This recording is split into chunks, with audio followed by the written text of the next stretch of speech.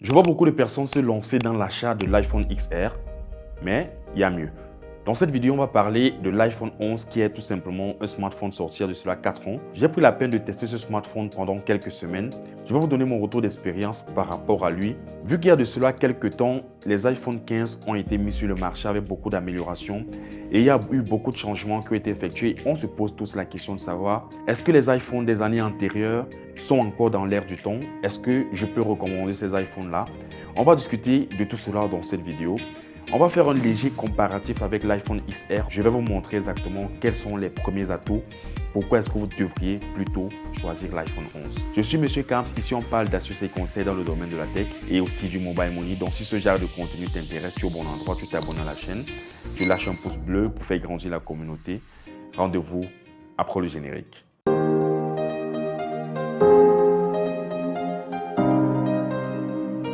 L'iPhone 11 ne viendra pas révolutionner ce que Apple fait depuis un bon nombre d'années, c'est-à-dire en termes de matériel et en termes de design, c'est tout simplement le même design qu'on va retrouver sur l'iPhone XR, mais avec quelques améliorations.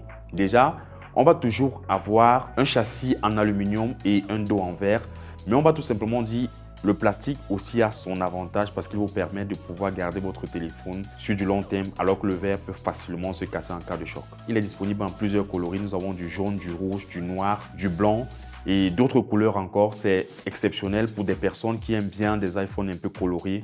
C'est certainement quelque chose qui va vous intéresser sur ces différents smartphones. Il prend une SIM, il est compatible à la eSIM qui est une technologie qu'on retrouve sur la majeure smartphone milieu et haut de gamme actuellement. J'ai fait d'ailleurs une vidéo sur la eSIM. Vous allez regarder ça sur la chaîne.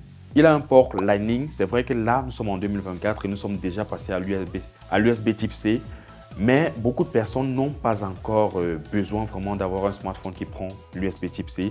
Donc pour ceux qui ont l'habitude d'utiliser des câbles Lightning, je vous conseillerais de continuer avec cela. C'est vrai que c'est d'ici 3 à 4 ans qu'on va vraiment remarquer l'importance d'avoir un smartphone avec de l'USB-C. La partie qui me dérange un peu sur ce téléphone, c'est la partie écran. Parce que côté écran, nous avons le même type d'écran que sur les iPhone XR. Nous avons du LCD, qui n'est pas une technologie assez révolutionnaire, assez intéressante, surtout pour ceux qui ont l'habitude, comme nous, de regarder du contenu sur leur smartphone. Nous sommes habitués à de l'OLED, mais néanmoins, ça n'a pas d'impact sur la qualité de consommation de tout un chacun. Si vous êtes habitué à de l'LCD, ça n'aura pas d'impact sur votre manière de faire. Vous allez continuer avec cette technologie. Mais j'entends des gens dire, mon écran est mieux que celui de l'iPhone.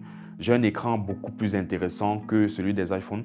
Je réponds à ces personnes, oui, c'est vrai, mais ton smartphone n'a pas les mêmes capacités photo qu'un iPhone, ça n'a pas la même durée de vie en termes de mise à jour qu'un iPhone, encore moins la cote sur le marché après un certain nombre d'années parce qu'avec un iPhone, vous avez la possibilité de le revendre bien plus tard à une valeur beaucoup plus intéressante. Alors, l'une des grosses forces de cet iPhone 11, c'est tout simplement son processeur. Nous avons ici la puce A13 Bionic qui permet de faire tourner le système d'exploitation de manière beaucoup plus efficiente.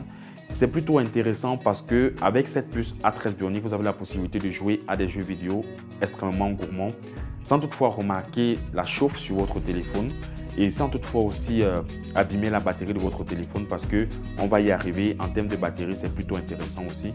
Nous avons la possibilité avec cette puce aussi de pouvoir rapidement déverrouiller notre smartphone avec ce qu'on appelle Face ID qui est la reconnaissance faciale de Apple. Il est beaucoup plus optimisé sur l'iPhone 11 et beaucoup plus rapide à cause tout simplement de l'efficience et de la puissance de la puce qui a été mise en avant. Et cette puce permet à la batterie de pouvoir résister encore plus longtemps parce que quand on parle de batterie, on va tout simplement dire l'iPhone 11 est beaucoup plus durable en termes de résistance de charge que l'iPhone XR qui est son prédécesseur. Il a 2 heures de plus d'autonomie que l'iPhone XR. Donc, les iPhones ne sont pas réputés pour avoir une très grande autonomie. Mais à partir des iPhone 11, déjà que l'iPhone XR n'était pas mal, mais l'iPhone 11 est encore meilleur pour des personnes qui sont habituées à beaucoup utiliser leur smartphone. Ils peuvent facilement, en usage normal, vous faire 2 jours. Alors, on va parler de la partie la plus intéressante qui fait totalement la différence par rapport à l'iPhone XR. C'est tout simplement le module photo. À l'arrière, nous avons 2 capteurs photo, un grand angle de 12 mégapixels et un ultra grand angle aussi de 12 mégapixels. Un capteur de plus par rapport à l'iPhone XR. Donc, pour des personnes qui aiment bien prendre des photos de manière diversifiée, je vous dirais c'est simplement l'iPhone qu'il vous faudra prendre. Parce que quand on regarde les différentes photos, Et quand on regarde les modèles 11 Pro et 11 Pro Max, c'est pratiquement les mêmes capteurs avec juste un téléobjectif en plus. Là, nous avons des photos à l'image en grand angle et en ultra grand angle. Nous avons une très bonne définition de la plage dynamique. Nous avons des zones éclairées, des zones sombres qui reflètent l'image, la réalité de ce que nous avons en termes de photos. Et en termes de portrait, nous avons aussi de très belles photos en termes de portrait. Nous avons le détourage du sujet qui permet tout simplement de rendre l'arrière-plan assez invisible. C'est tout simplement bluffant parce qu'on connaît la capacité de Apple en ce qui concerne la photographie. C'est exceptionnel. Alors côté vidéo, c'est la partie aussi où j'ai beaucoup pris la peine de regarder. Nous avons une très bonne stabilisation, mais surtout, on a la possibilité de filmer en 4K 60 images par seconde. Là, nous sommes dans un standard extrêmement puissant pour un smartphone. Et disons tout simplement qu'avec cette stabilisation, nous avons la possibilité aussi en façade avant, c'est-à-dire en caméra selfie, de pouvoir prendre une vidéo tout en étant stabilisé aussi, toujours en 4K 60 images par seconde. Vous pouvez comprendre que c'est le seul smartphone à cette époque-là qui pouvait franchement prendre une vidéo caméra frontale en 4K 60 images par seconde. Nous avons la possibilité aussi avec ce smartphone de pouvoir filmer en mode nuit. Ce qu'on n'avait pas sur les iPhones précédents, vous n'aviez pas la possibilité de prendre des photos en soirée, de très bonnes photos.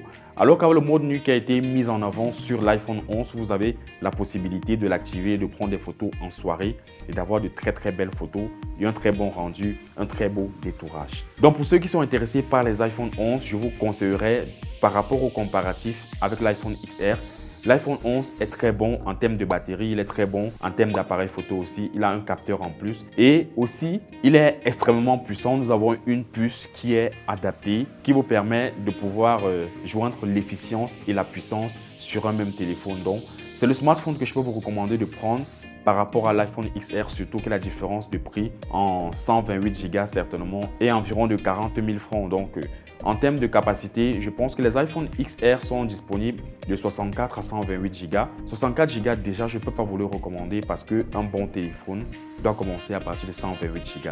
Donc pour la différence de 40 000, je vous conseillerais de prendre l'iPhone 11 128 Go minimum stockage. Et pour ceux qui ont été intéressés par cette vidéo, je vous invite déjà à liker et à vous abonner.